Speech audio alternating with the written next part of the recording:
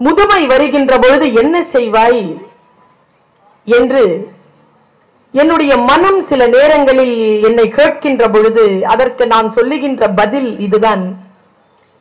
என்னை படைத்த இறைவனிடத்தில் எனக்கு ஒரே ஒரு இறைவேட்கை தான், இந்த கண்களையும் சிந்தனையையும் கொஞ்சம் பாதுகாப்பாக வைத்துக் கொண்டிருக்க அனுமதி. நான் வாசித்து முடிக்க வேண்டிய நூல்கள் நிறைய இருக்கின்றன. நூல்களை நாம் வசப்படுத்திக் கொள்ளலாம். என்ன கேட்டால் புத்தகங்கள் வாசிப்பது என்பது இந்த காலகட்டங்களில் கொஞ்சம் குறைந்து கொண்டுதான் இருக்கிறது. ஒரு ஐரானிக்கல் ஸ்டேட்மெண்ட், முரண்பாடுடைய ஒரு வாக்குமூலத்தை நான் தருகிறேன். புத்தகங்கள் அதிகமாக விற்பனையாகின்றன, வாசிக்கும் பழக்கம் குறைந்து கொண்டிருக்கிறது. வாங்குகின்ற நூல்களை முழுமையாக படித்து முடிக்கக்கூடிய ஒரு அனுபவம் நம்மில் சில பேருக்கு தான் கிடைக்கிறது. தஞ்சையில் என்று நினைக்கிறேன் ஒரு புத்தக கண்காட்சியில் பேசிக் கொண்டிருந்த பொழுது என் கவனம் பக்கத்தில் இருக்கக்கூடிய சுவரின் மீது சென்றது. அந்த சுவரிலே ஒரு பொன்மொழி எழுதப்பட்டிருந்தது. அது யாரோ வெளிநாட்டு அறிஞன் ஒருவனுடைய பொன்மொழி. முதல் வரியே என்னை ஈர்த்தது. நான் பேசிக்கொண்டே அந்த பக்கம் பார்க்கிறேன், அது என்னை ஈர்க்கிறது. நான் வாசித்து விட்டேன். அதற்கு பின்னால் நான் பேசக்கூடிய பொருண்மை மாறி போனது. முதல் வரியில் அவன் எழுதியிருந்தான், நீங்கள் இதுவரைக்கும் எந்த புத்தகத்தையும் காசு கொடுத்து வாங்கியதே இல்லை. எனக்கு அதிர்ச்சியாக இருந்தது. நாம் எல்லோரும் காசு கொடுத்துதானே புத்தகங்கள் வாங்குகிறோம். சில பேர் இருக்கிறார்கள், புத்தகத்தை எடுத்துக்கொண்டு சென்று விடுவார்கள். அவர்கள் அதை திருட்டு என்று எண்ணுவதே இல்லை. என் நண்பன் என்னிடத்தில் ஒரு முறை சொன்னான், யாருக்கும் புத்தகத்தை கடன் கொடுக்காதே, ஏனென்றால் என்னிடம் உள்ள புத்தகங்கள் எல்லாம் அப்படி வாங்கியவைதான். நிறைய பேர் புத்தகங்களை எடுத்து வந்து விடுவோம். ஆனால் காசு கொடுத்து வாங்குகின்றவர்களை பார்த்து அந்த அறிஞன் சொல்லுகிறான், நீங்கள் இதுவரைக்கும் எந்த புத்தகத்தையும் காசு கொடுத்து வாங்கியதே இல்லை. அடுத்த வரியில் அவன் சிந்தனையை நிறைவு செய்தான், நீங்கள் வாங்கியதெல்லாம் அந்த புத்தகத்தை அச்சிடக்கூடிய கூலியும் அந்த காகித கூலியும் தவிர எந்த கொம்பனாலும் எந்த புத்தகத்தையும் காசு கொடுத்து வாங்கிவிட முடியாது. சிந்தனைகளை எப்படி வாங்குவீர்கள்? சிந்தனைகள் காசு கொடுத்து கிடப்பவையா? என்ன கேட்டா, முதலிலே புரட்சி என்பதும் முதலிலே கலவரம் என்பதும் கலகம் என்பதும் சமூகத்தில் புத்தகங்களில் தான் வெடிக்கின்றன. அதனால்தான் புத்தக கடைகளை மூடுகிறார்கள், புத்தகத்தை வெளியிடக்கூடியவர்களை கைது செய்கிறார்கள். புத்தகங்கள் என்பவை அதிகார வர்க்கத்திற்கு மிகப்பெரிய ஒரு அச்சுறுத்தலாக எக்காலமும் இருந்திருக்கிறது என்பதனை இக்காலம் வரைக்கும் நாம் புரிந்து கொண்டே இருக்கிறோம். எந்த ஒரு இனமும் அழிக்கப்பட வேண்டும் என்றால் முதலில் அழிக்கப்பட வேண்டியது அவர்கள் வாழ்கின்ற பகுதியில் இருக்கக்கூடிய நூலகங்களைத்தான். நூலகம் அழிக்கப்பட்டால் அந்த தலைமுறைக்கு கல்வி இல்லாமல் போகும் என்று அதிகார வர்க்கத்திற்கு தெரிந்திருக்கிறது. இந்த நூல்களை நாம் தேடி தேடி வாசிக்கின்ற பொழுது அது எப்படி நமக்கு சிறகை தருகிறது என்று நான் யோசிக்கிறேன். நாம் வியந்து வியந்து போற்றக்கூடிய மா மனிதர்கள், காரல் மார்க்ஸ் அதில் முக்கியமானவன். காரல் மார்க்ஸ் தன்னுடைய மனைவி ஜென்னியோடு எப்படி இணைந்து வாழ்ந்தானோ அதை விட கூடுதலாக அவன் இணைந்து வாழ்ந்தது புத்தகங்களோடு என்று அவன் வரலாறு சொல்கிறது. பயங்கரமான ஆயுதம் எது என்று கேட்ட பொழுது மார்ட்டின் லூதர் கிங் சொன்னார், புத்தகங்கள் தான். இந்த அபாயகரமான ஆயுதங்கள் இருக்கு இல்லையா, வெடிகுண்டுகள் போல, அது எல்லாம் ஒரு முறைதான் வெடிக்கும். புத்தகங்கள் புரட்டுகின்ற பொழுதெல்லாம் வெடிக்கும். வலம்புரி ஜான் சொன்னதை நான் நினைவுபடுத்துகிறேன். வலம்புரி ஜான் அவர்கள் ஒரு முறை பேசிக் கொண்டிருக்கிறார்கள். நான் மாணவ பருவத்தில் அந்த பேச்சை கேட்டுக் கொண்டிருக்கிறேன். என் தகப்பனார் என்னுடன் இருக்கிறார். இன்று என் தாய் என்னுடன் இருப்பது போல் என் தகப்பனார் என் இளமை காலங்களில் இப்படிப்பட்ட கூட்டங்களில் என்னை அழைத்து வருவார்.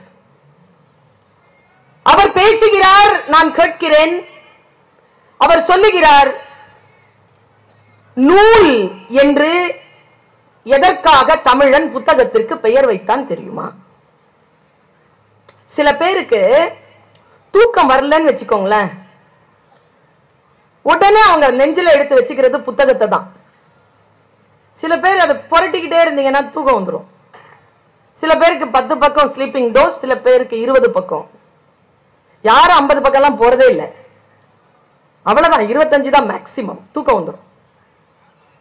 வலம்புரி ஜான் சொன்னார், நூல் என்று நாம் பெயர் வைத்திருக்கிறோமே, இந்த புத்தகம் புரட்டி புரட்டி படிக்கிறீர்களே, அது நல்ல புத்தகம் அல்ல.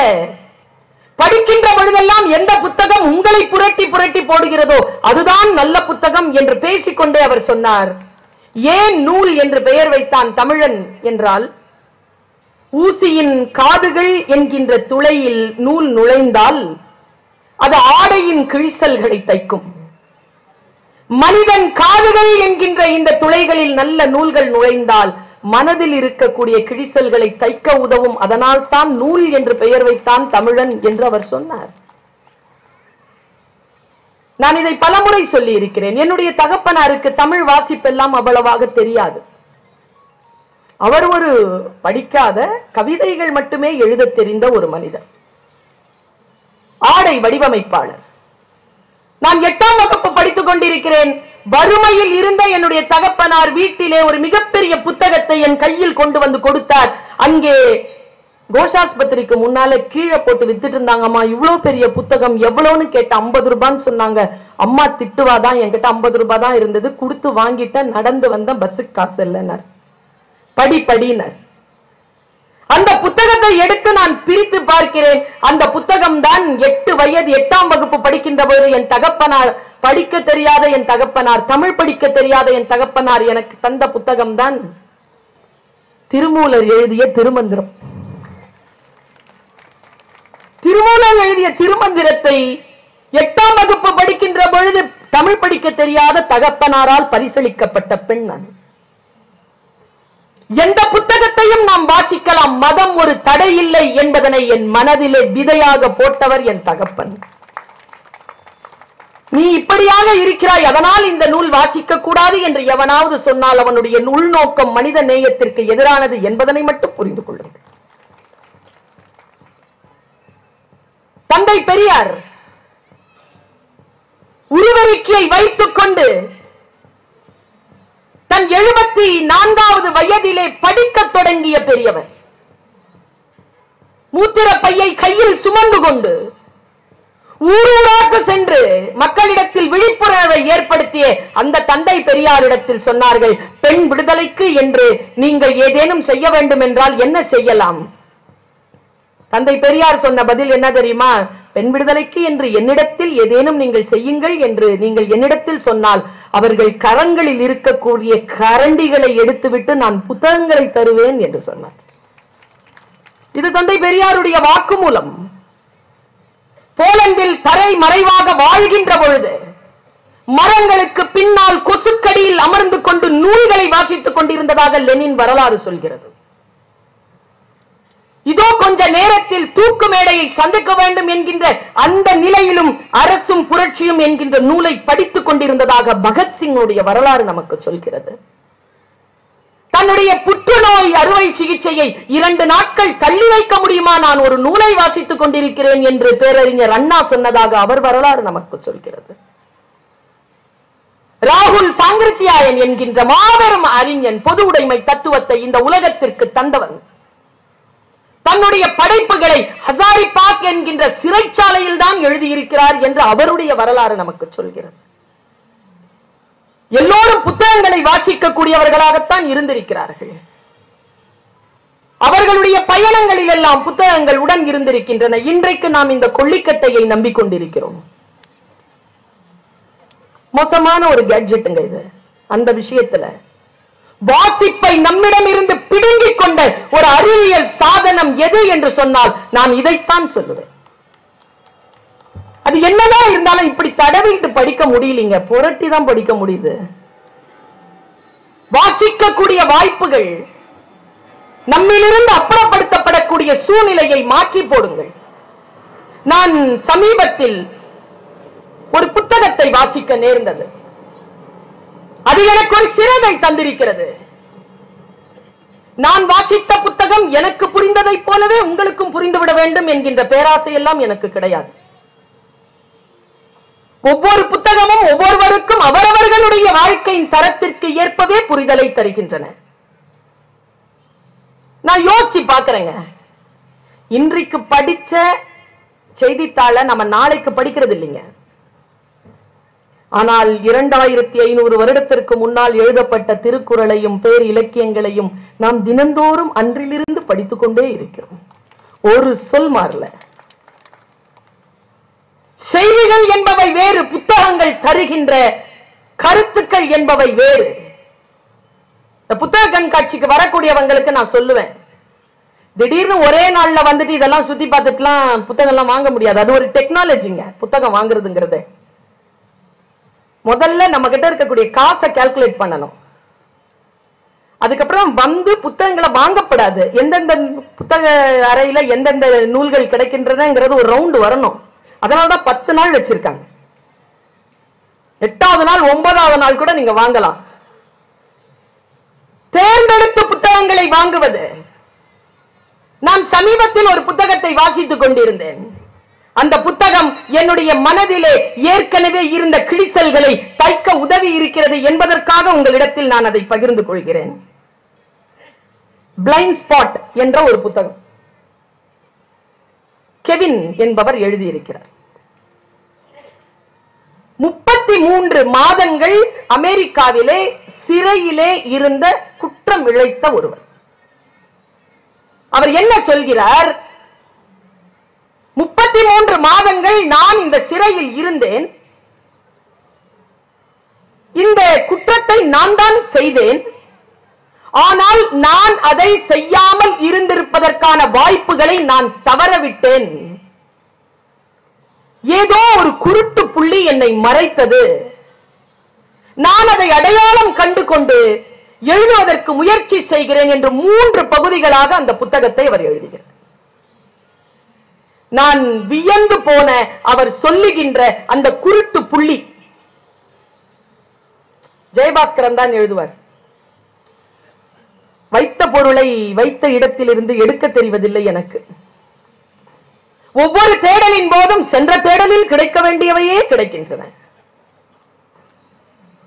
குருட்டு புள்ளி நம்மை மறைத்து விடும். உன்னாலதான் இருக்கும். இங்க பெரடியில வச்சிருக்கிற கண்ணை நல்லா தேடு அப்படிம்பாங்க. ஏதோ ஒன்று நம்மை மறைக்கும்.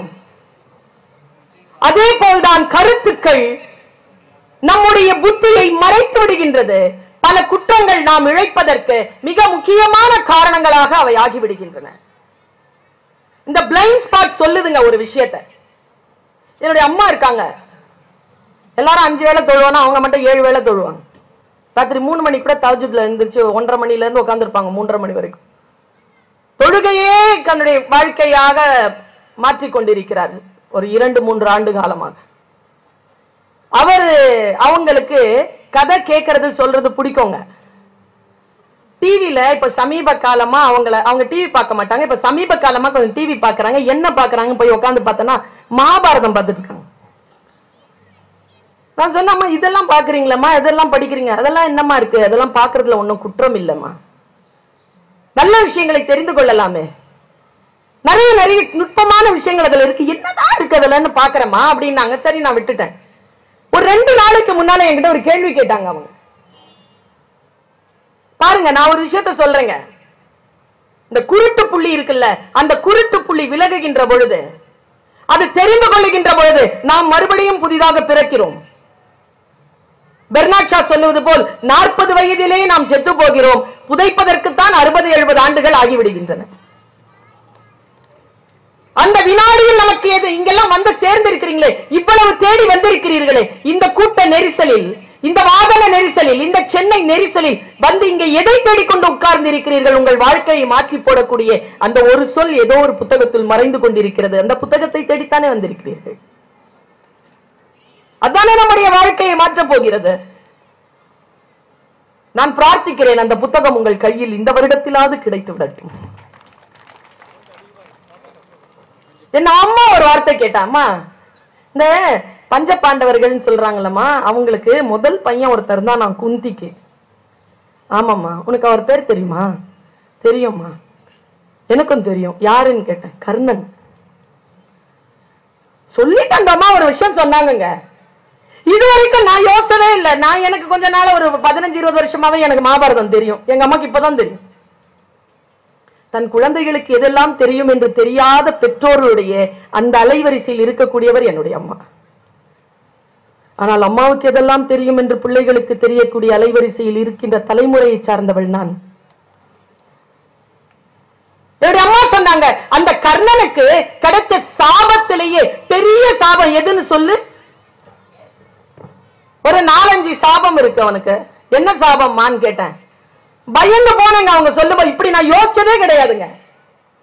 இப்படி நான் யோசிச்சதே கிடையாது. எங்க அம்மா சொன்னாங்க, இருந்த அவனுக்கு கிடைத்த சாபத்திலேயே ஆக மோசமான சாபம், கற்ற வித்தையெல்லாம் தேவைப்படுகின்ற பொழுது மறந்து போகும்.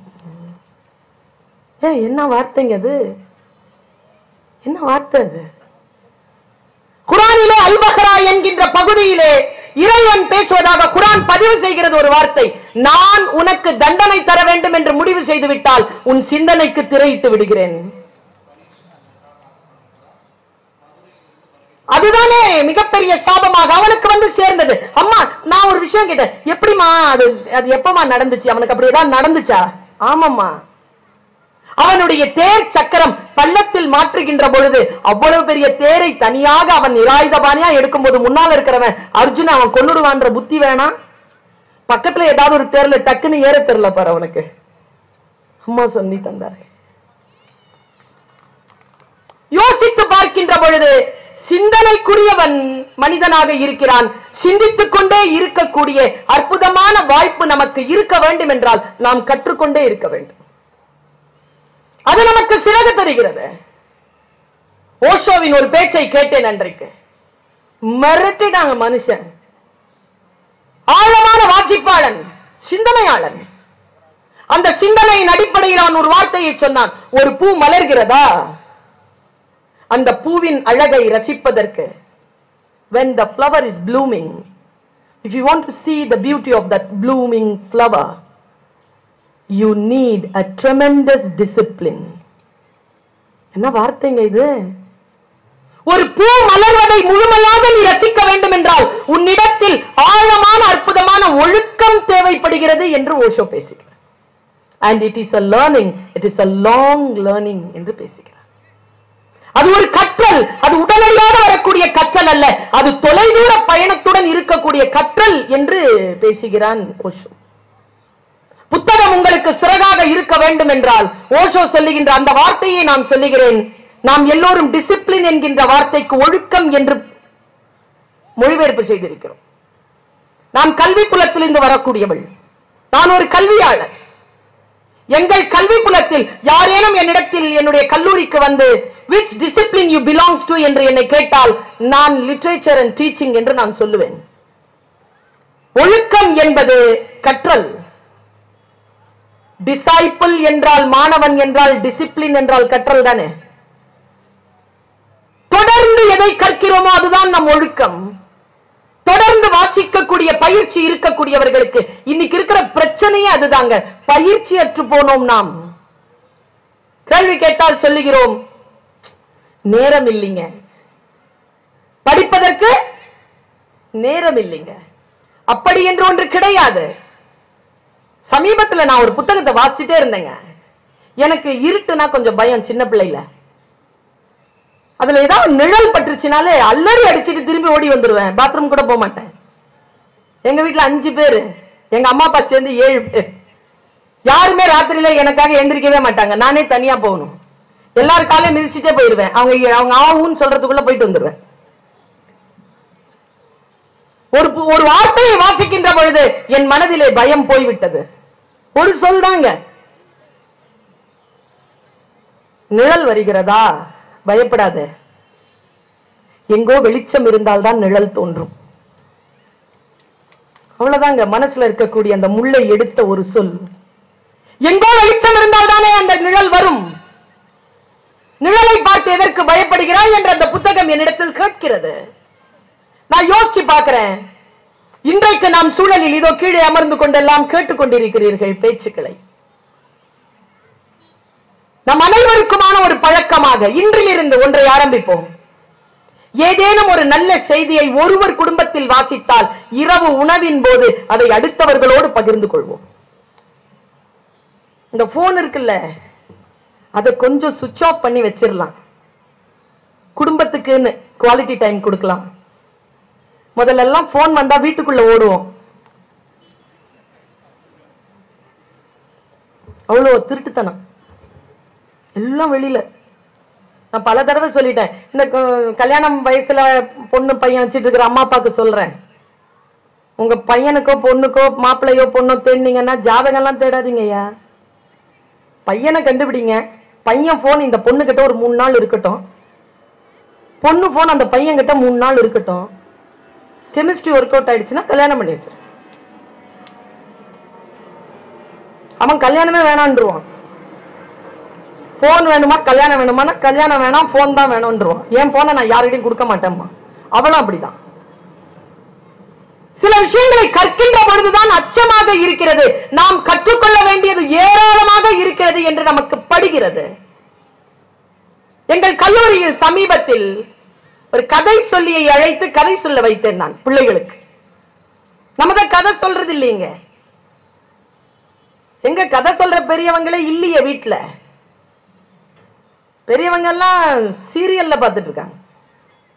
எங்க கதை சொல்றாங்க? அவங்க டிவில தான் இருக்காங்க. முழு நேரம் அவங்களுக்கு யாராவது கதை சொல்லிக்கிட்டே இருக்கணும். அந்த மாதிரி மாறி போச்சு நமக்கு. நான் அந்த கதை சொல்லியை அழைத்து கதை சொல்ல வைத்தேன். அவர் கதை சொல்வதற்கு தயாரானார்.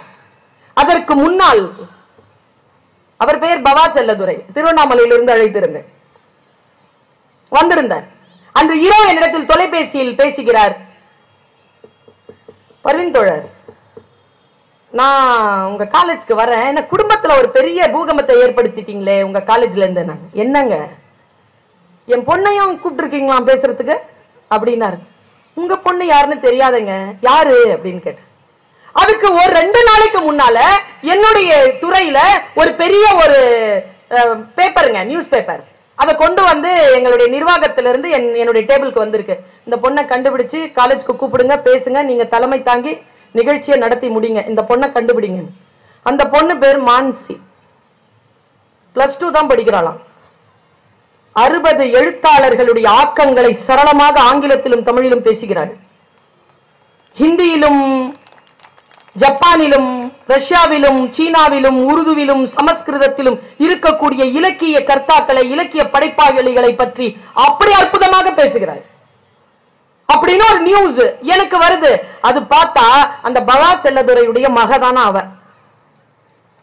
நான் ஒரு விஷயத்த சொன்னேன், அவ அதுல அந்த ஆர்டிக்கல்ல எழுதி இருக்கா. இது யாரையோ தூக்கி கொடி பிடிப்பதற்காகவோ அவர்களை அறிமுகம் செய்வதற்காகவோ லாபி பண்றதுக்காக நான் பேசலீங்க. எனக்கு நோக்கம் அது இல்ல. I am a teacher. என் நோக்கம் என்ன தெரியுமா? அந்த குழந்தை எழுதுகிறது, 17 வயது குழந்தை எழுதுகிறது, நான் இவ்வளவு விஷயங்கள் தெரிந்து வைத்திருக்கிறேன் என்பது என் தகப்பனுக்கு தெரியாது.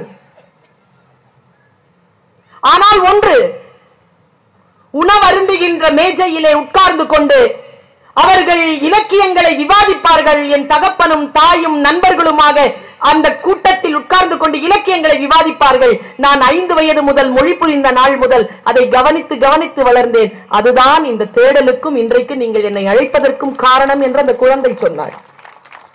ஒரு தகப்பனுக்கே தெரியாமல் ஒரு மிகப்பெரிய வீரியமான விருட்சம் அவர்களுடைய வீட்டிலே வளர்ந்து கொண்டிருக்கிறது என்றால், உண்மையா சொல்றேங்க, என்னுடைய தகப்பன் பேசிய சிறிய சிறிய உருது கவிதைகள் தான் என்னை இதுவரைக்கும் இப்படி நிறுத்தி பேச வைத்திருக்கிறது என்றால், அந்த ரசனையின் புள்ளியை என் தகப்பன் என்னுடைய மனதிலே தொட்டு எழுப்பினார். சோர்ந்து வந்து உட்காருவாங்க, தலையை தடவி கேட்பார், பாப்பா என்ன என்ன காம்படிஷன்ல தோத்துட்டோம் அப்பான்னு. கவலைப்படாத. என்ன கவலைப்படாத? தோத்துட்டேன்னு சொல்ற, அவமானமா இருக்கு. அப்பா உடனே ஒரு கவிதை சொல்வார். எவ்வளவு நல்லா இருக்கும் தெரியுமாங்க? தோத்துட்டு வந்தேன்னா கெட்ட வார்த்தையில திட்டாம கவிதை சொல்ற தகப்பன். ஃபானூஸ் बनकर जिसकी हिफाजत हवा करे, फानूस बनकर जिसकी हिफाजत हवा करे, वो शम्मा क्या बुझे जिसे रोशन खुदा करे. என்ன அர்த்தம் தெரியுமா? ஃபானூஸ் அப்படிங்கிறது சிம்னிங்க. விளக்கு வைக்கும் வெப்பம்ல மேல சிம்னி இருக்குமே, சிம்னி. சிம்னி காற்றினால் தீபம் அணையாமல் காக்கின்ற கருவி.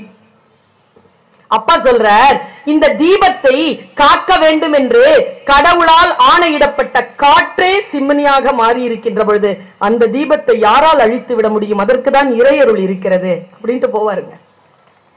இந்த சொல்லுக்குள் இருக்கக்கூடிய சூட்சுமத்தை ஏதோ ஒரு புள்ளியில் நான் உணர்ந்து கொள்ளுகின்ற பொழுது என் மனதிலே சிறகு விரிந்திருக்கிறது.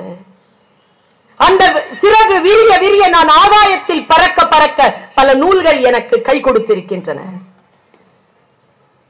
நான் யோசிச்சு பார்க்கிறேன், நூல் வாசிப்பு என்பது நம்முடைய வாழ்க்கையில் நம்மை எப்படிப்பட்ட ஒரு நிலைக்கு அழைத்து செல்லும். நான் ஒரு 2-3 செய்திகளை சொல்லிவிட்டு சகோதரருக்கு மேடை இடமளித்து அமர்கிறேன். நான் வாசித்து அந்த வாசிப்பினால் அல்லது கேட்டு அந்த கேட்கின்ற திறத்தினால் நான் எனக்குள் சிறகு பெற்று இந்த உலகத்தில் பறந்த அந்த அனுபவத்தை நான் கடத்துகிறேன். தேடி தேடி படிங்க, தேடி தேடி கேளுங்க. ஒரு நுட்பமான ஒரு விஷயத்தை சொல்லிட்டு நான் போறேன். இந்த நிகழ்ச்சிக்கு நீங்கள் வந்திருப்பதற்கான நோக்கம் உங்களுக்கும் எனக்கும் தெரியும். ஒரு அபாயகரமான ஒரு வாக்குமூலத்தை நான் தருகிறேன். அதிகமான பொழுதுபோக்கு அம்சங்களோடு தன்னை ஈடுபடுத்திக் கொள்ளுகின்றவர்கள் மிக அதிகப்படியான மன அழுத்தத்திற்கு உள்ளாவார்கள். மன அழுத்தம் இல்லாமல் இருப்பதற்காகத்தான் பொழுதுபோக்கு அம்சங்களை எடுக்கிறோம். ஆனால் அந்த பொழுதுபோக்கு அம்சங்களே இப்ப டிசிப்ளின் ஆயிடுச்சு. அப்படி என்றால் மன அழுத்தம் தான் வரும், ஆக்கம் வராது, ஏற்றம் வராது, ரெஃப்ரெஷ் ஆக முடியாது. இந்த கதை சொல்லி கொண்டே இருக்கிறார், நான் கேட்டுக்கொண்டே இருக்கிறேன். மனதிலே சிறகுகள் முளைக்கின்றன. என் தாய் கதை சொல்வார். அந்த கதை சொல்லியின் தாயும் கதை சொல்லி இருக்கிறார். அப்படி ஆரம்பிச்சாருங்க பேச்ச. மற்றவர்களுக்கு அது எப்படிப்பட்டதோ இல்லையோ, என் மனதிலே மிகப்பெரிய அளவிலே பாதிப்பு என்ற ஒரு வெட்டு விழுந்தது. அவர் சொல்றார், கிழிந்த பாயில் என்னை கிடத்தி கொண்டு, மெலிசதாங்க பேசினார். நல்லா சொல்றேன் பாருங்க பெரியோர்களே. ஆர்ப்பாட்டமாகவும் சத்தமாகவும் அலங்காரமாகவும் பேசுகின்றவர்களுடைய பேச்சை மட்டும் கேட்டு கேட்டு பழக்கப்பட்டு விட்ட நாம் அமைதியாக ஆர்ப்பாட்டம் இல்லாமல் சிந்தனை வழியாக பேசக்கூடியவர்களுடைய பேச்சை தவற விடுகின்ற வாய்ப்பை பெற்றிருக்கிறோம். ஆர்ப்பாட்டமாக முகத்திலே பிரபலங்களை பூசிக்கொண்டு வருகின்றவர்களுடைய பேச்சிலே மட்டும் சிந்தனை இருக்கும் என்று கருத வேண்டாம். பிரபலமாகாதவர்கள் ஆனால் புகழுடைய வாழ்க்கையை வாழக்கூடியவர்களுடைய பேச்சில் பல ரகசியங்கள் பொதிந்திருக்கும். அதை தெரிந்து கொள்ளக்கூடிய ஆற்றல் எந்த மனிதனுக்கு கிடைக்கிறதோ அந்த மனிதன் சிறகு பெறுகிறான். எங்க அம்மா படிக்காதவங்க தானே. ஃபர்ஸ்ட் தடவை நான் மலேசியா போறேன் வாழ்க்கையிலேயே. அதான் ஃபர்ஸ்ட் போன ஊரு. அது தாண்டி இப்ப 31 நாடுகள் போயிட்டு வந்துட்டேன். எங்க அம்மா எனக்கு கிளம்பும் போது என்ன தெரியுமா சொன்னாங்க? சுல்தானா, மலேசியால கடல் இருக்குமா? தெரியலமா. இருந்தா கால் நினைச்சிட்டு வந்துரு, கண்டிப்பா உன் காலில் அந்த தண்ணி பற்றணும். ஏன்னு கேட்டேன். படிக்காத அந்த தாய் சொன்ன வார்த்தை பாருங்களேன், உன் காலை தொட்ட தண்ணி உலகமெல்லாம் சுத்தம்ல. சிந்தனைங்க இது. இப்படிப்பட்ட தாய் இப்படிப்பட்ட தந்தையினுடைய வீட்டில் வளர்ந்தால் இப்படித்தானே வளர முடியும். வேற எப்படி வளர்வது? அவர் சொல்கிறார், கிழிந்த பாயில் என்னை கிடத்திக் கொண்டு பல பறக்கும் கம்பளங்களை பற்றி கதை சொன்னவள் என் அம்மா.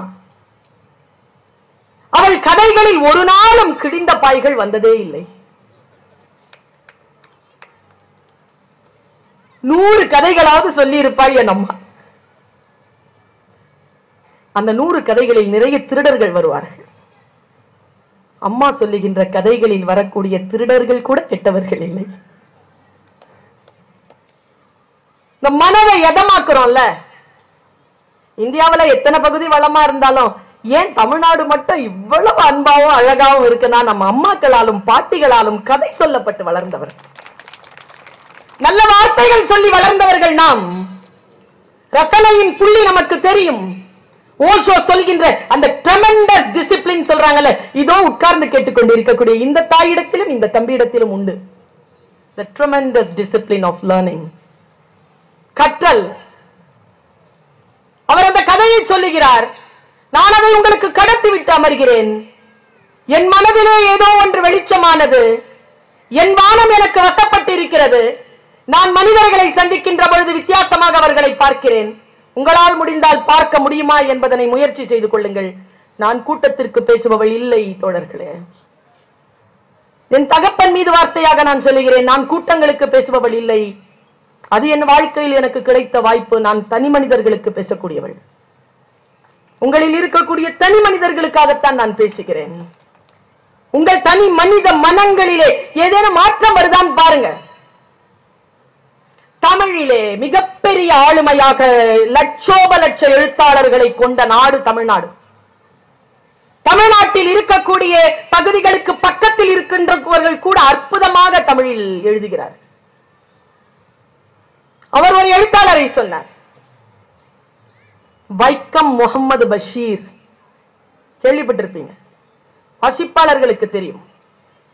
என் தாத்தாவிடம் ஒரு யானை இருந்தது. அவருடைய ஒரு குட்டி புக்கு, ஆசைச்சு போடுற ஆள. அவர் ஏதோ எழுதிட்டு இருக்கிறார். எழுதுறதுல பசிய மறந்து எழுதிட்டார். எழுத்து முடியுது.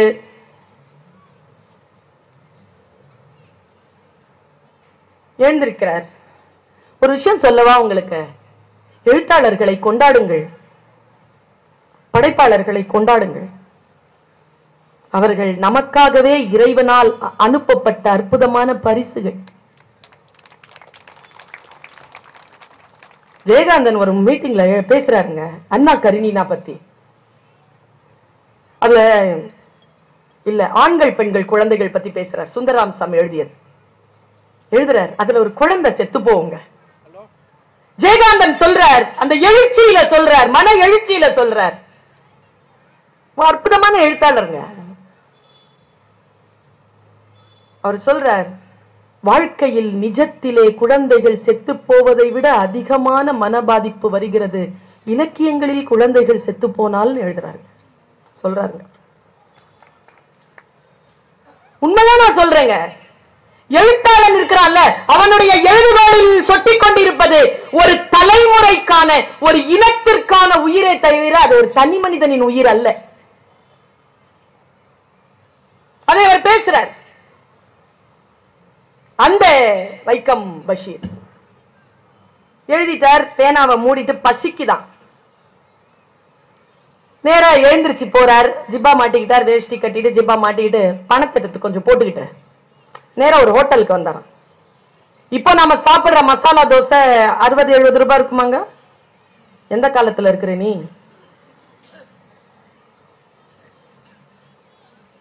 அவர் காலத்துல 2 ரூபா. 2 ரூபாவை சாப்பிட்டார். மசாலா தோசை சாப்பிட்டார். சாப்பிட்டு வந்து கல்லா பெட்டியில நின்று பாக்கெட்டை தடவி பாக்குறாரு. காசு இல்ல. அவருக்கு அந்த பணம் பெட்டி வச்சிருக்கிறவங்க கல்லா பெட்டிக்காரங்கிட்ட சொல்ற, நான் சாப்பிட்டேன், பணம் எடுத்துட்டு வந்த நினைப்பு இருக்கு, இப்ப பணம் இல்ல, நான் வீட்டுல போய் பணத்தை எடுத்துட்டு வந்துடுறேங்கிற. கல்லா பெட்டியில உட்கார்ந்து இருக்கிற ஹோட்டல்காரன் சிரிக்கிறான். அவன் நம்பல. நான் உண்மையாதான் சொல்றேன், நான் போய் எடுத்துட்டு வந்துடுறேங்கிற. அவர் மனசுல ஓடுது, ஒண்ணு மாவரைக்கணும், இல்லன்னா டேபிள் துடைக்கணும், ஏதோ வேலை கொடுக்க போறானேன்னு தோணுது. அவன் சொன்னான், அவன் அரக்கன், அவன் சொல்றான் சட்டையை கழட்டு. அவருக்கு ரொம்ப அவமானமா இருக்கு, சட்டை எப்படி கழட்டுறது? அவர் எழுதுகிறார், சட்டை கழட்டு என்று 2 ரூபாய்க்காக என்னிடத்தில் கல்லா பெட்டியில் இருப்பவன் ஹோட்டல்காரன் சொல்லுகின்ற பொழுது அந்த உணவகத்தில் 70 பேர் உண்டு கொண்டிருந்தார்கள். அவர்கள் நிறைய பேர் என்னை வேடிக்கை பார்த்து கொண்டிருந்தார்கள். அவர்களில் யாருக்கும் 2 ரூபாய் கொடுக்க வேண்டும் என்று தோன்றவே இல்லை. நான் அவர்களுக்காகத்தான் எழுதி கொண்டிருக்கிறேன் சொல்லிட்டு அத சட்டையை கட்டி வச்சிட்டார். அவன் சாதாரணமானவன் இல்ல. அடுத்து சொல்றான், வேஷ்டியை கழட்டுங்கிறான். அவர் ஆடி போறார், அவன் அடிக்க வருகிறான். அவன் வன்முறையில் இருந்து தப்பிப்பதற்காக இடுப்பிலே அவர் வேஷ்டியை அழுவிப்பதற்காக கை வைக்கிறார். எங்கிருந்தோ ஒரு குரல், வேஷ்டிலாம் அவுக்காத சார். நேரா வந்து என்ன வேணும் உனக்கு, 2 ரூபா தானே, தான் நான் தரேன் அப்படி என்று கல்லாப்பெட்டியில் அதை வீசிவிட்டு அவன் ஜிப்பாவை எடுத்து என்னிடத்தில் தந்தான். நான் போட்டுக்கொள்வதற்கு உதவி செய்தான். வெளியில் இழுத்து வந்தான். என்ன சார் பயந்துட்டியா? பயப்படாத சார். நான் நடுங்கிக் கொண்டிருந்ததை பார்த்தவன் அப்படி சொன்னான். திடீரென்று அவன் வேட்டியை விரித்து என்னிடத்தில் காட்டினான். அதில் 20 பணப்பைகள் இருந்தன. இதில் எது சார் உந்து என்று கேட்டான். அதில் என் பணப்பை இல்லை. நான் அவனை பார்த்து கொண்டே இருந்தேன். இல்லையா என்று மடித்து சொருகிக் கொண்டு அவன் நடக்க ஆரம்பித்தான். நான் அவனை நிறுத்த வேண்டும் என்று எனக்கு தோன்றியது. எனக்கு அவன் பெயர் தெரிய வேண்டும். அவன் என் கண்ணின் எல்லையை நோக்கி அவன் தாண்டி சென்று கொண்டே இருந்தான். அவன் பெயர் தெரிந்து நான் என்ன செய்ய போகிறேன்? அவனுக்கு 2 பெயர்கள் தான் இருந்திருக்க வேண்டும். ஒன்று அவன் பெயர் கருணை என்று இருந்திருக்க வேண்டும், இல்லை என்றால் அவன் பெயர் அறம் என்று இருந்திருக்க வேண்டும் என்று எழுதுகிறார் வைக்கம் முகமது பஷீர். இதை நான் வாசிக்கின்ற பொழுது என் மனதிலே ஏதோ ஒரு நிலையிலே ஒரு நெகிழ்வுத்தன்மை வருகிறது. இந்த நெகிழ்வுத்தன்மை எனக்குள் வருகின்ற பொழுது நான் மக்களை புரிந்து கொள்ள தொடங்குகிறேன். வன்முறை எண்ணங்கள் என் மனதிலே குறைகின்றது. நான் புத்தியை நோக்கி ஞானத்தை நோக்கி செலுத்த தொடங்குகிறேன். என்னை நானே செலுத்த தொடங்குகிறேன். அதற்காகத்தான் எழுதுகோள் எடுக்கிறார்கள். அப்படிப்பட்ட எழுத்தாளர்களை, அப்படிப்பட்டவர்களை தெரிந்து கொண்டு படிப்பது,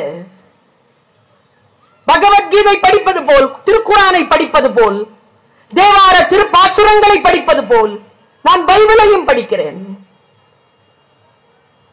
இறைவனிடம் இருந்து வந்த சொற்கள் என்று ஒரு குழு அதை நம்புகிறது. எனக்கு அந்த நம்பிக்கை எல்லாம் எனக்கு அவசியம் இல்லை. அது என்ன சொல்கிறார்கள் என்பது எனக்கு முக்கியம். அந்த சொற்களை நான் தேடுகிறேன்.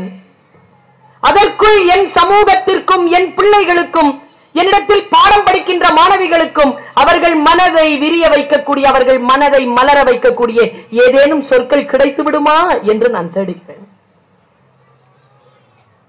மழை துளி படுகின்ற பொழுது, பெய்கின்ற பொழுது அந்த முதல் மழை துளியை வாயிலே ஏந்தி கொள்ள வேண்டும் என்கின்ற பேராசையோடு புறப்படுகின்ற வானம்பாடி பறவை போல அந்த புத்தகங்களை தேடி நான் போகிறேன். அந்த புத்தகங்களில் இருக்கக்கூடிய செய்திகள் என்னை மாற்றுகின்றன, என்னை வடிவமைக்கின்றன. ஏற்கனவே நான் இருந்த நிலையில் இருந்து என்னை தரம் உயர்த்துகின்றன. நான் பைபிளை பற்றி பேசிக் கொண்டிருக்கிறேன். நிறுத்திவிட்டு ஒரு விஷயம் சொல்கிறேன். புத்தகத்தை காலில் தொட்டா என்னையா பண்ணலாம்? எடுத்து கண்ணில் ஒத்திக்கணுமா? யார் சொல்லி தந்தா இப்படி எடுத்து கண்ணில் ஒத்திக்கணும்னு? காலால எட்டி உதைக்க வேண்டிய புத்தகங்கள் எத்தனை இருக்கு தெரியுமா? ஏங்க, ஒரு நாம் மந்திரங்களை சமஸ்கிருதத்திலும் அரபியிலும் வாசிக்கிறோம். அந்த குறிப்பிட்ட மக்களுக்கு சொல்கிறேன். அது என்ன பொருள் என்று புரிந்தால் அதை எடுத்து கண்ணில் ஒத்திக்கொள்ளலாம். அதுல ஒரு கெட்ட வார்த்தை எழுதி போட்டிருந்தா வாசிக்கக்கூடிய வாய்ப்பு பெற்றவர்கள், வாசிப்பதை புரிந்து கொள்ளக்கூடிய வாய்ப்பு பெற்றவர்கள் பாக்கியசாலிகள். அப்படியே நம்பிக்கிட்டே போறது இல்லைங்க. புக்கு படிச்சாதாங்க தெரியுது எவ்வளவு பொய் சொல்லி இருக்காங்கன்னு. குழந்தை எப்படி பிறக்கணும், ஒரு குழந்தைக்கு அம்மா பொய் சொல்வது போல் பொய் சொல்லி இருக்கிறார். படித்தால்தான் தெரிகிறது. எங்க ஐயா கவிக்கோ அப்துல் ரஹ்மான் சொல்லுவார், மறுக்கப்பட்ட கனி, கடவுளால் மறுக்கப்பட்ட கனி என்பது புத்தி தானே என்று சொல்லுவார். புத்தி புத்தி வந்தால் எது சரி எது தவறு என்று புரிந்து போகுமே. அந்த ஆயுதங்களான புத்தகங்கள் நிறைய வந்திருக்கின்றன. தேடி தேடி போங்க, வாசிங்க.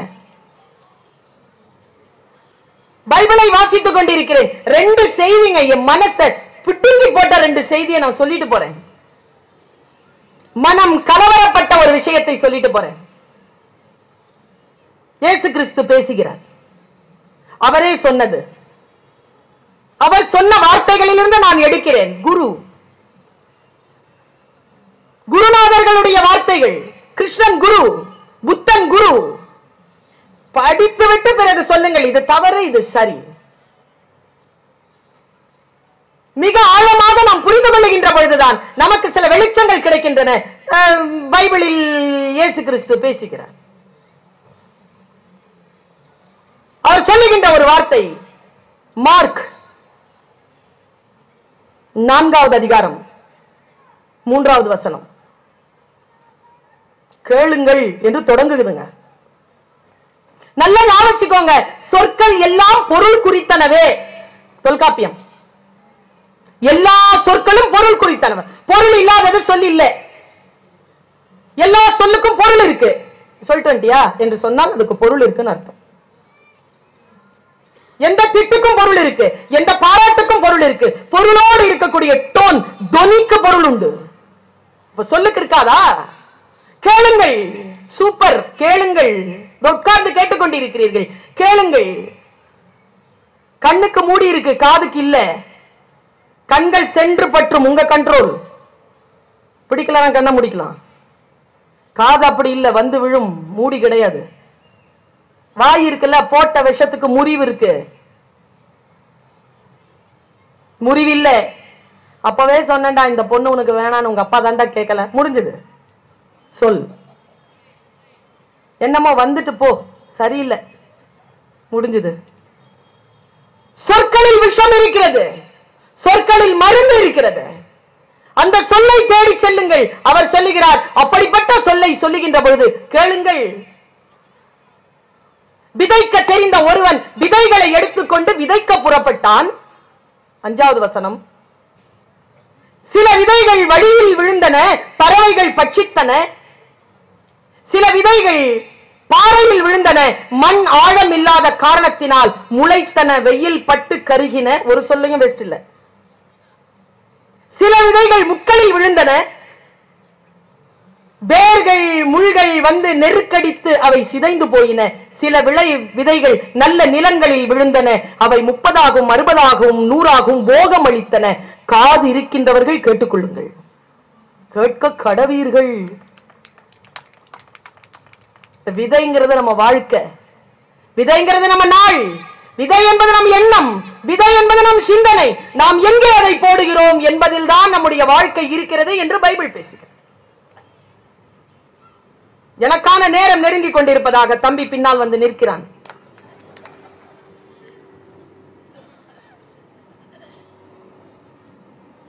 ஒரு சொல் என்ன ரொம்ப பெண்கள் கவனம், என்ன சில சொற்கள் கஷ்டப்படுத்தும்.